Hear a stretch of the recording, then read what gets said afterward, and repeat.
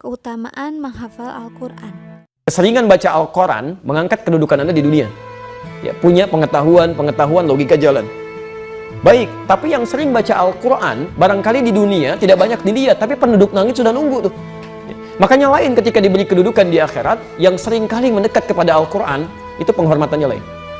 Demi Allah saya katakan, hadisnya luar biasa Bu. Kalau ibu nggak siapkan sekarang, loginya luar biasa. Ya. Orang-orang tuh masuk surga, diperebutkan oleh pintu surga. Ya. Ada yang pintu Ar-Rayyan namanya, yang dulu saya sampaikan ya, orang yang sering puasa. Ainas shaimun, mana yang puasa, cepat sini. Begitu masuk langsung ditutup dan ibu tidak punya celah untuk ngintip. Karena bahasa hadisnya ughliqa itu langsung tutup rapat. Nggak ada orang bisa lihat. Ya. Itu di dalamnya gimana ya? Nggak bisa. Ya. Hati-hati tuh. Pelan-pelan. Teman-teman sekalian, ada pintu tahajud. Ada pintu sedekah. Ya. Tapi penghafal Quran tidak. Penghafal Quran tidak. Qurannya langsung yang sampaikan. Sebelum masuk, ya Allah bedakan dengan semua itu. Ya. At-Tirmidzi nomor hadis 20.015 ya. 2015 maaf 2015. Ibu sekalian, lihat bahasanya. Allahumma halli, ya Allah mohon hiasi penghafal Quran ini bedakan dengan yang bukan penghafal Quran. Fayul basu ilaihi tanjul karamah, maka dipakaikan di kepalanya mahkota kehormatan. Langsung pakai deh. Ini yang mau saya sampaikan. Kalau ibu belum menghafal, setidaknya siapkan keturunannya untuk bisa menghafal Quran atau fasilitasi orang lain untuk bisa menghafal. Ya. Masya Allah, tiba-tiba ketika dipakaikan mahkota di kepalanya, anak ini diberikan kembali mahkota lain yang minta dipakaikan di kepala kedua orang tuanya. Sepanjang orang tuanya beriman kepada Allah, tidak bermaksiat besar. Lalu dihadirkan, disampaikan pada seluruh penduduk langit dan bumi. Dipakaikan langsung yang kata Nabi cahayanya lebih terang dibandingkan dengan cahaya yang masuk dalam rumah. Ya.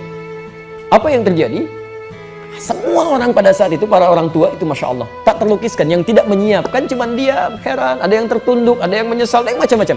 Ya. Setelah itu Qurannya mengatakan kembali, Allahumma zidhu, ya Allah tolong tambahkan, bedakan fasilitator dengan penghafal.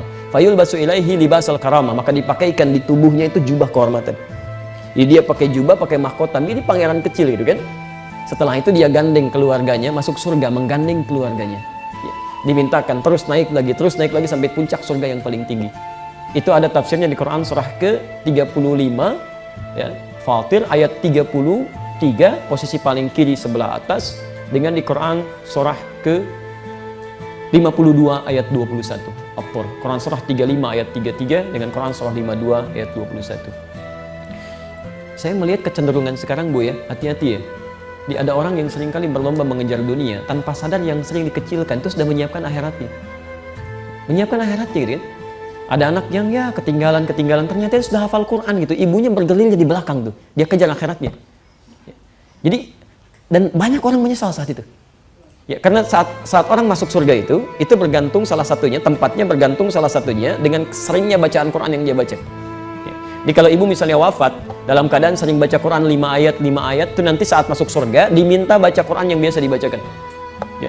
Iqra waqar, sekarang kamu bacakan, dan silahkan kamu naik sesuai dengan bacaan Quranmu. Fa inna akhira qiraatika akhiru manzilatika. Akhir bacaan Quranmu di situ tempat tinggalmu. Jadi ketika ibu sampai ke wa ulaika humul muflihun, di situ tempat tinggal ibu. Tiba-tiba yang di sampingnya kemudian naik lagi terus sampai 10 karena dia baca 10 ayat. Maka yang 5 kemudian menyesal, ya Allah, kenapa dulu saya nggak baca sampai 10? Yang 10 pun menyesal karena yang di atasnya ada yang sampai 20. Yang 20 menyesal karena di atasnya ada yang sampai 30. Yang 30 juz terus naik sampai ke puncak paling tinggi.